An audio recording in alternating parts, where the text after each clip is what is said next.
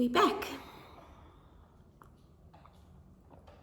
So one thing I completely overlooked was just giving you a bit more feedback, or just giving you a bit more of an idea of what breast cancer I have. So I am one of the lucky ones / unlucky ones. I'm lucky in a sense that I've got triple positive and not triple negative.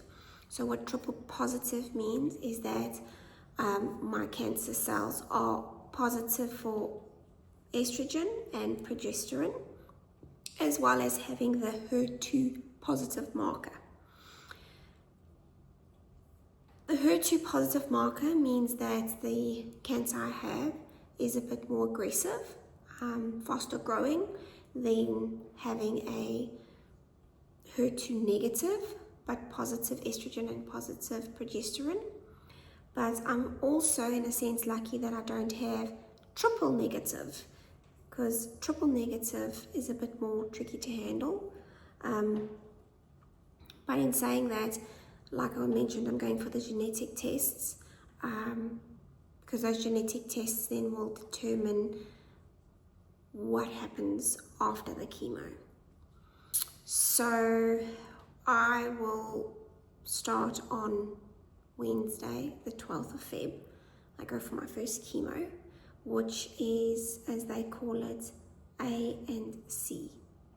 Now, I have no idea how to pronounce the names, but they are doxorubicin and cyclophosphamide, something like that, which they call A and C. So I will be on those two fortnightly. So every 2 weeks for 8 weeks. So it's a 4 week. So that's, I'll have 4 cycles. So over 8 weeks, I have that chemo twice. Then once I've finished that chemo, I will then have a week or 2 off, and I go on to a chemo which they call TH, which is 12 weeks every week. So that should take me past the 5-month mark of having chemo, and then comes the tricky part of surgery. So what they have said is that if I have the gene, which is I think it's the BRCA1 or BRCA2 gene, they've said that I've got that gene. There is a highly likely possibility that it is going to come back. So I will then have to make a tough decision to have a bilateral mastectomy, which means removing both of my breasts. But there's a bright side to it, is that if I do remove both, I am then eligible for reconstruction, which is great because they will remove fat from my stomach and reconstruct 2 nice new perky boobs, which means that, yeah, I might be having a mastectomy, but I'm having a tummy tuck and a boob job. So I see that as a win. But if it doesn't result in me being a BRCA1 or 2 or having the gene, it will just merely be a lumpectomy, which is them removing the lump and a bit more around it. So it's called the surgical area. So they don't just remove the lump, they remove more healthy skin or muscle or whatever the tumor is attached to around the tumor. They then put it under a microscope and they have a look and they see how much of it has died, how many cells are still alive, any of that, and then based on removing that in the surgery is then what's your next step for treatment after the surgery. So if I don't have to have a mastectomy, then what they would do is they'll have a look at that tumor and how many cancer cells are still alive or not. And then from there, they decide, okay, cool, you'll go and have radiation. targeted radiation. So it would be targeted radiation on that area of where they've removed the tumor. And then after I've had run the radiation, I then go on to targeted hormone treatment, technically for about 6 months after the surgery, to make sure that everything is completely dead, no issues. And then if they see that there's still quite a lot alive, but they've removed the tumor, then I go on TDM1 and the targeted together, just to fight it better, to, you know, instead of it being like a 50% chance of killing everything, it would be, or not killing everything, no, targeting the specific area. Instead of being 60% effective, 50% effective, it then pushes it up to being 65% more effective in targeting the cells, the cancer cells. So that's what is in store for me. But having said that, I have come to terms with the fact that if I do have to have a bilateral mastectomy, it's okay, because there are things that can be done to make sure that I will be okay and survive and live and still function a normal life. The fact that I have cancer doesn't mean it's a death sentence. It means that I've just got this horrible tumor inside of me that needs to be dealt with, and we are dealing with it in the best way possible.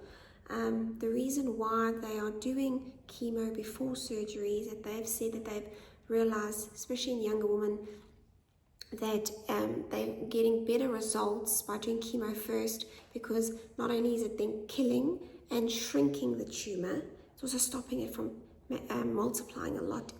So then they do the surgery after, which is great.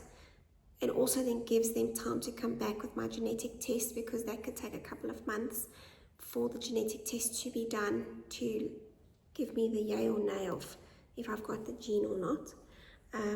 So that's where that is. And then, yeah, like we start with the chemo tomorrow being Wednesday. So I will do another video after my treatment. Maybe the day after my treatment, maybe not the day of my treatment, maybe the day after the first chemo, just to tell you guys what it was like, what you can expect, what I didn't expect, what's the deal with it, because I think that's the biggest fear factor, is the not knowing. I think that for me is where my anxiety comes from, not knowing what's next.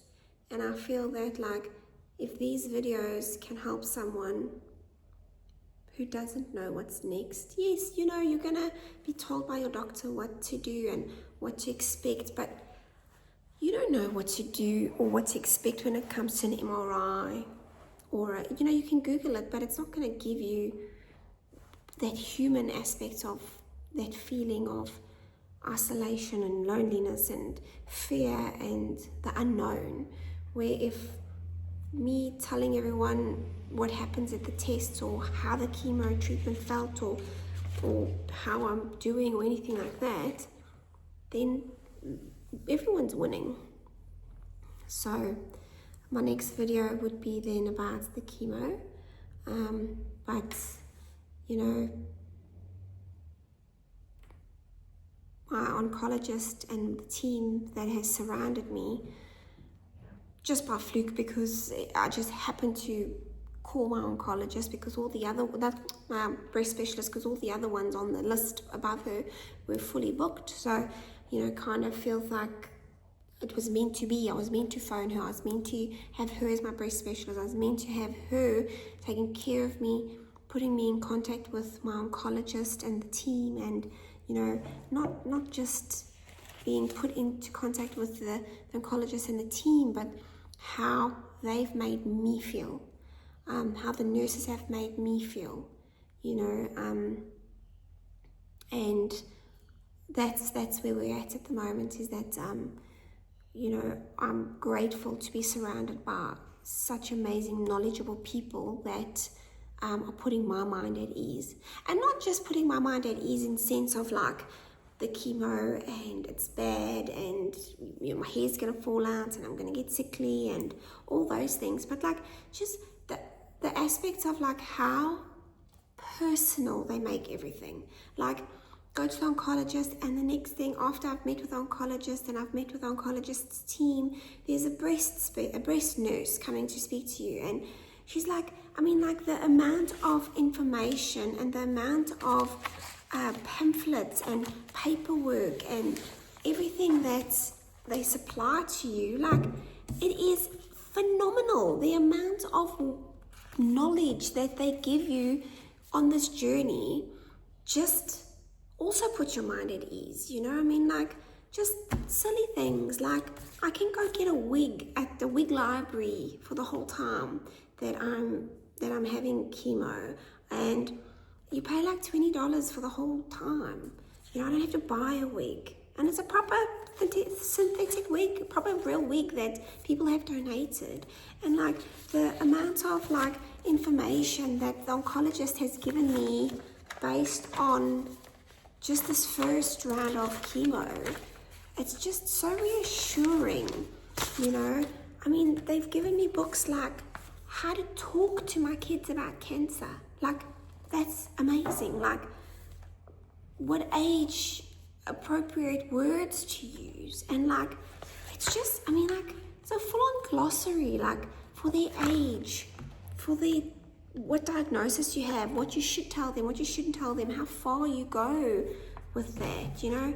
Just, I mean, like amazing things like other supports that are around, you know.